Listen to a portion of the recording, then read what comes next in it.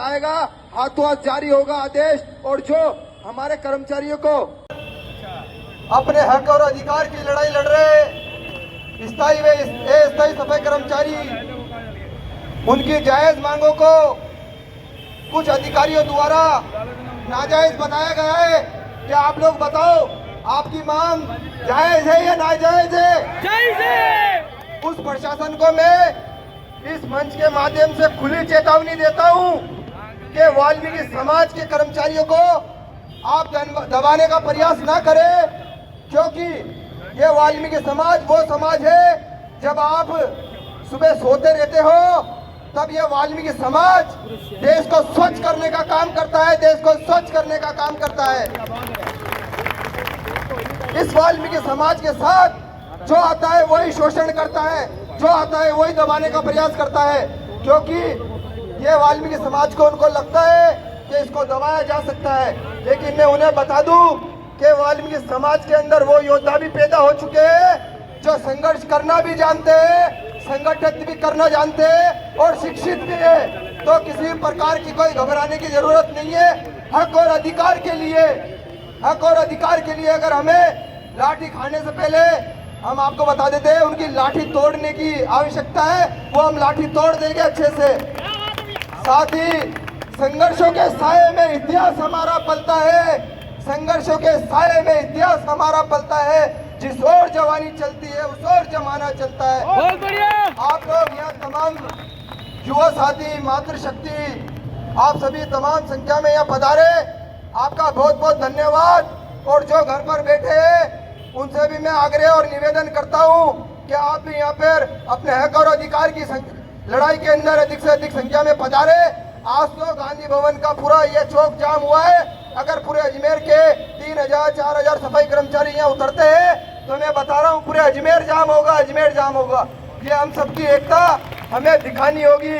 और भाई साहब, अभी आप कुछ भैया कह रहे थे कि 2000 की कटौती हुई है, तो भैया मैं आपको विश्वास दिलाता हूँ कि लड़ाई इसीलिए लड़ी जा रही है कि हमारे पे जो शोषण हो रहा है, 2000 की कटौती की जा रही है, हमारे कर्मचारियों को हटाया जा रहा है, हमारे यूनियन के पदाधिकारी को जिसको हम चुनते हैं, हमने यूनियन के पदाधिकारियों को चुना है, वो हमारे सरताज है, राजा है। उनके लिए अगर हमें बलिदान भी देना पड़ेगा तो हम उसके लिए भी तैयार है। बहुत बढ़िया। साथ ही वो हमें बार बार झांसा आश्वासन देते हैं, हमारे कुछ लोग उस झांसे और आश्वासन में आ जाते हैं और समझौता पत्र ले लेते हैं। तो अब ये लड़ाई होगी आर पार की लड़ाई, किसी प्रकार का कोई समझौता नहीं लिया जाएगा। जो भी निर्णय आवाज दो, वाल्मीकि एकता, जय भीम, जय भीम। आपने वो भी पदाधिकारियों को उन्होंने तबादले किए हैं, उनको भी यथास्थान पर दिया जाएगा। और 2000 की जो कटौती हुई है वो कटौती वापस देनी होगी, 2000 रुपए। और आइंदा से जो भी सफाई कर्मचारी हड़ताल में अपना सहयोग कर रहे हैं उनका किसी भी प्रकार का कोई पैसा नहीं काटा जाएगा। आप किन मांगों को लेकर आज धरना किया गया है? देखिए, आज सफाई कर्मचारी की विभिन्न मांगे हैं, भले वो अस्थायी हो स्थायी हो। एक तो उनको कुछ कर्मचारी पिछले 1.5 महीने से काम कर रहे थे, अस्थायी कर्मचारी, उनको बिना किसी सूचना के काम करवा लिया गया आराम से। 1.5 महीने तक काम किया उन्होंने और उनको एकदम से कल खबर आती है कि उनको हटा दिया गया। तो उनको वेतन कौन देगा, पहली बात तो ये। और जब टेंडर में वो शामिल नहीं थे तो उनको काम क्यों करवाया 1.5 महीने तक, ये हमारी मांगे हैं। दूसरा, वर्षों से सफाई कर्मचारी अस्थायी हो चाहे स्थायी हो वो काम कर रहा था, अपने सफाई का काम कर रहा था, उनको अपने स्थान से यथास्थान से हटा करके अन्य वार्डों में लगा दिया गया, जो कि बिल्कुल गलत है। उन्हें काम छूट गए।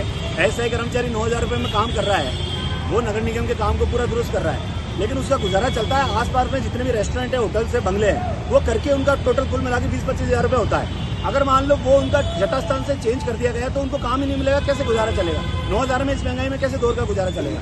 दूसरा हमारा निवेदन ये है कि जो अगर मान लो ट्रेड यूनियन के अधिकारी हैं, अगर मान लो कोई आवाज़ उठाते हैं कर्मचारी के प्रति, तो उनका तबादला कर दिया जाता है। तो अगर अध्यक्ष उपाध्यक्ष का तबादला कर देंगे तो कर्मचारी के लिए आवाज़ कौन उठाएगा? तो ट्रेड यूनियन का तो संविधान के तौर पर अधिकार है आवाज़ उठाने का, तो उनका तबादला ना करके यथास्थान पर लगा जाए, ये हमारा निवेदन है। दूसरा, जब जब भी कर्मचारी को अगर मान लो कोई गुजारिश प्रशासन से करता है तो उनको बिना किसी हड़ताल की जरूरत पड़ेगी। अगर प्रशासन सुन ले तो हमें हड़ताल करने की जरूरत नहीं पड़ेगी।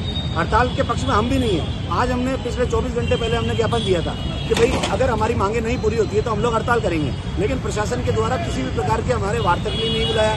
जिलाधीश महोदय को भी दिया, आयुक्त महोदय को भी दिया, उन्होंने वार्ता के लिए नहीं बुलाया तो मजबूरन हमें हड़ताल करनी पड़ी। हड़ताल के पक्ष में हम भी नहीं है, लेकिन प्रशासन का ही अगर बंद कमरे में ही हमारे साथ में यूनियन के पदाधिकारियों से बात कर ले तो हड़ताल करने की जरूरत नहीं पड़े। आज अजमेर की आवाम परेशान होती है तो हमें भी दुख है, इस बात का खेद है। तो मैं आवाम से भी निवेदन करूंगा कि अगर वाकई में हम लोगों को आपको लगता है कि हमारी मांगे सही है तो हमारी मांगों के लिए आप लोग भी अपना प्रयास करो। आप लोग भी अपने विभिन्न संगठनों से लेटर पैड लगाओ आयुक्त महोदय को, कलेक्टर साहब को कि हमारी मांगे पूरी की जाए, क्योंकि वाल्मीकि समाज छोटी सी मांग तो कर ही रहा है कि छोटी छोटी मांगे हैं कर्मचारी की वो करो। 2000 पिछले हड़ताल में 2000 काट दिए, 2000 ढाई दिन की हड़ताल में 2000 रुपये काट दिए, जबकि 500 रुपये तो उसको मिलते ही नहीं है, तो कैसे काट दिए। तो ये छोटी छोटी मांगे हैं। मेरा आपके चैनल के माध्यम से ये निवेदन है कि आप लोग ज़्यादा से ज़्यादा इसको शेयर करें। अच्छा, और आगे अगर मांगे नहीं मानी जाती तो उग्र प्रदर्शन। देखिए, आज 8/7/2026 से हमारी हड़ताल चालू हुई है। जब तक हमारी संपूर्ण मांगे, हमने लिखित में दे रखी है जिलाधीश महोदय को और आयुक्त महोदय को, जब तक ये हमारी संपूर्ण मांगे पूरी नहीं होगी तब तक हड़ताल जारी रहेगा। अनिश्चित काल तक हड़ताल है हमारी, और आगे से आगे दिन ब दिन ये आंदोलन और भी बड़ा उग्र रूप लेगा। जरूरत पड़ी तो राजस्थान की खिड़की भी, राजस्थान के जो दरवाजा है वो भी खटखटाएंगे हम लोग। राजस्थान के जो जयपुर हमारा जो यूनियन है वो भी पूरे राजस्थान के में हड़ताल का आह्वान करेंगे। आपका परिचय? मेरा नाम विजय कुमार ढंजा, संयुक्त सफाई कामगार यूनियन जिला उपाध्यक्ष। हमारे इस चैनल को ज़्यादा से ज़्यादा सब्सक्राइब करें, लाइक करें और सब लोगों के साथ शेयर करें। Thank you.